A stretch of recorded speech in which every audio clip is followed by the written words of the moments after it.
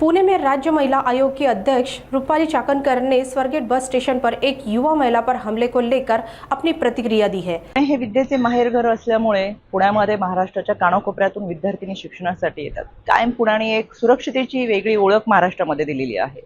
यामध्ये कालच्या स्वारगेटच्या घटनेने खरंच मनाला वेदना होतात।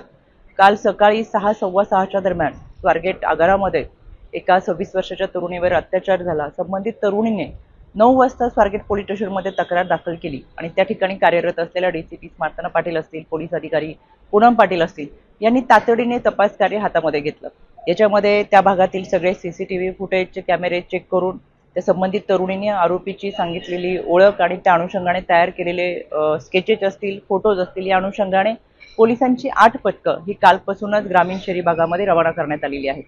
यामध्ये आरोपीचे सीडीआर असतील, लोकेशन असतील हे डिटेक्ट करून आरोपी पकडलाही जाईल। पण शेवटी त्या मुलीची सुरक्षितता फार महत्त्वाची आहे। तिचं आयुष्य हे लाख मोलाचं आहे। त्याच्यामुळे अशा घटना घडूच नाही याच्यासाठी सतर्क राहणं फार गरजेचं आहे। मी सातत्याने पोलिसांच्या संपर्कामध्ये आहे। याच्यामध्ये स्वारगेट पोलीस स्टेशनचं पेट्रोलिंग ही उत्तम पद्धतीने चालू असताना या रहदारीच्या भागामध्ये अशा पद्धतीची घटना घडणं हे दुर्दैवी आहे। या घटनेचे सीसीटीव्ही फुटेज पाहिल्यानंतर लक्षात येतं संबंधित तरुणी ही आरोपीशी बऱ्याच वेळ बोलताना दिसतीये।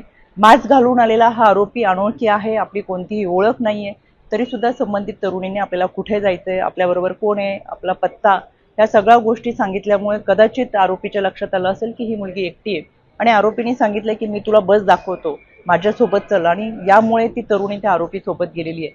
मला महाराष्ट्रातल्या माझ्या सर्व लहान भगिनींना या निमित्तानं आव्हान करायचं आहे, कोणत्याही अनोळखी व्यक्तीवर विश्वास ठेवू नका, आपली कोणतीही माहिती अनोळखी व्यक्तींना देऊ नका। इतकंच काय, सोशल मीडिया आणि फेसबुकवरती सुद्धा जर कोणी फ्रेंड रिक्वेस्ट पाठवत असेल तर सहजासहजी त्याला बळी पडू नका। शेवटी माणसांच्या कळपामध्ये हिंस्र श्वापादांची संख्या दिवसेंदिवस वाढतीये।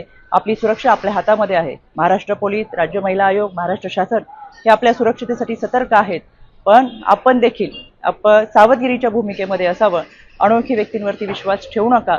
कोणतीही माहिती हवी असल्यास त्या भागातल्या शासकीय यंत्रणेकडे चौकशी करावी। स्वारगेट भागामध्ये आपल्यासाठी मदत कक्ष आहे किंवा 112 या क्रमांकावरती 1098 1091 या क्रमांकावरती माहिती विचारली तरी सुद्धा आपल्याला माहिती मिळू शकते। म्हणून महाराष्ट्रातल्या माझ्या या सर्व विद्यार्थिनींना, लहान भगिनींना मला या निमित्तानं आव्हान करायचंय, सतर्क रहा। अनोळखी व्यक्तींच्या कोणत्याही दिशाभूल होत असताना त्याला बळी पडू नका।